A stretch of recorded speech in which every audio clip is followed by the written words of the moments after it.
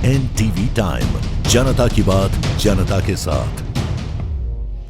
ढोलका के सुप्रसिद्ध कोट गणपति में हाल ही में हुई भारी बारिश के कारण दर्शन करने वाले श्रद्धालुओं को गणपति जाने में बड़ी कठिनाई का सामना करना पड़ा।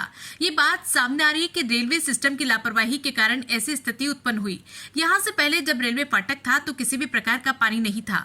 फिलहाल रेलवे सिस्टम द्वारा बनाए गए अंडरब्रिज में 8 फीट तक पानी भर गया। लोगों की मांग है कि यहाँ पहले की तरह रेलवे फाटक बनाया जाए।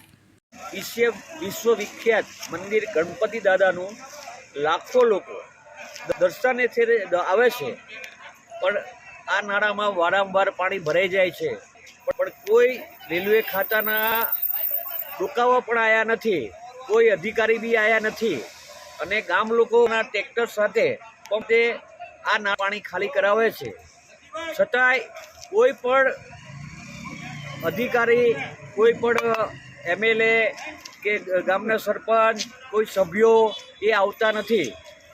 હા, હમણાં બીજું કંઈ કામકાજ હોય તો સભ્યો ડોકાય છે, મલાઈ ખાવાની હોય તો